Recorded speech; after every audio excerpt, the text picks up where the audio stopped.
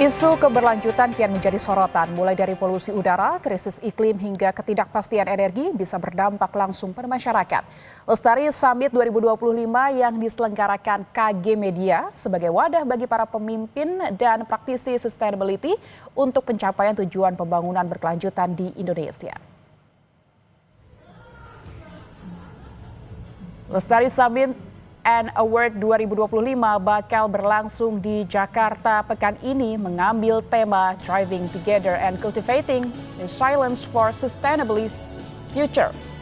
Acara Lestari Summit 2025 hari ini akan menghadirkan beragam suara mulai dari ilmuwan, pemerintah hingga publik figur yang menjembatani isu lingkungan ke generasi muda. Badan Pengelola Investasi Danantara menegaskan komitmen investasi yang berkelanjutan, salah satunya lewat teknologi waste to energy. Hal itu disampaikan Managing Director Chief Economist Danantara Indonesia, Reza Yamora Siregar, saat menjadi pembicara di Lestari Summit 2025. Reza menjelaskan renewable energy masuk ke dalam salah satu bagian dari tematik investasi Danantara sejalan dengan 8 target program Astacita. Danantara menyoroti permasalahan sampah yang berdampak terhadap banyak hal, termasuk degradasi tanah dan merusak air. Berbagai penyakit pun ditimbulkan dari masalah sampah di Indonesia, mulai dari penyakit kulit hingga kanker.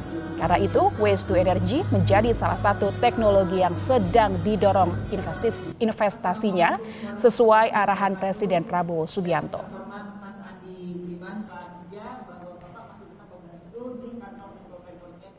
Informasi terkini perhelatan Lestari Summit 2025, kita terhubung dengan jurnalis Kompas TV ada Renato Panggalo dan juru kamera Ganiar Febrian. Renata, Danantara hadir dalam Lestari Summit 2025. Apa yang menjadi sorotan Danantara? Iya, Lintang, pada intinya Danantara ini menegaskan komitmennya untuk berinvestasi dalam sektor sustainable atau yang berkelanjutan. Hal ini disampaikan dalam pemaparan oleh Reza Yamora Siregar selaku Managing Director Chief Economist Danantara Indonesia. Ada sejumlah strategi yang disampaikan oleh Danantara, ada kira-kira 5, Lintang. Yang pertama ini tentunya menentukan investasi yang sejalan dengan Astacita yang diusung oleh Presiden Prabowo Subianto, dan dalam hal ini Danantara menekankan pentingnya investasi dalam hal renewable energy. Kemudian yang di strategi kedua ini adalah mengambil keuntungan dari potensi di Indonesia. Danantara melihat adanya potensi-potensi dari energi hijau di Indonesia yang bisa dimanfaatkan untuk mendorong investasi. Dan yang ketiga adalah bagaimana menciptakan atau mendorong menggarap investasi-investasi yang dapat menciptakan lapangan kerja yang lebih banyak. Dan yang keempat adalah bagaimana memperhitungkan ICOR supaya investasi-investasi ini bisa lebih efisien untuk mendorong pertumbuhan ekonomi Indonesia. Karena kita tahu target pertumbuhan ekonomi dari Presiden Prabowo Subianto ini cukup ambisius di angka 8%, sehingga tentu investasi ini menjadi salah satu instrumen ya yang diharapkan bisa meningkatkan pertumbuhan ekonomi Indonesia. Kemudian yang kelima, bagaimana Danantara ini mendorong diciptakannya lebih banyak lagi special economic zone atau zona-zona ekonomi yang spesial untuk mendorong pertumbuhan ekonomi di daerah dan kemudian bisa berdampak pada pertumbuhan ekonomi secara general ataupun nasional. Tadi yang menarik disinggung memang sebenarnya adalah teknologi waste to energy atau bagaimana mengelola sampah ini bisa menjadi energi. Ini masuk dalam aspek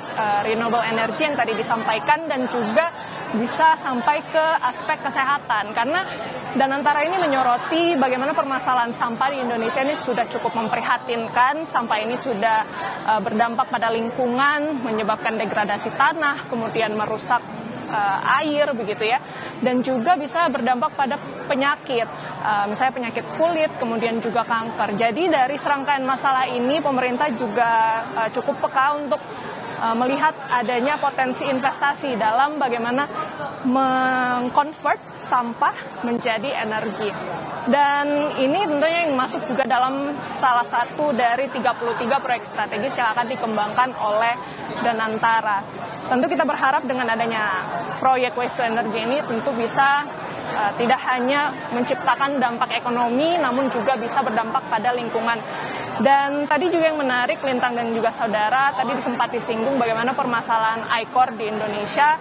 Skor I-Core Indonesia sendiri ini berada di angka 6. Dan kalau yang kita harus pahami juga, I-Core sebenarnya semakin rendah ini semakin baik. Dan angka 6 ini kalau dibandingkan dengan negara-negara ASEAN, sebenarnya Indonesia ini masih cenderung tinggi begitu ya. Oleh karena itu, Danantara juga ingin berkomitmen bagaimana kemudian bisa mendorong investasi-investasi yang secara langsung bisa berdampak pada produktivitas dan juga meningkatkan pertumbuhan ekonomi. Lintang. Panggalo melaporkan langsung dari kawasan Kuningan, Jakarta, tempat berlangsungnya KG Lestari Summit dan Award 2025. Terima kasih, selamat bertugas kembali.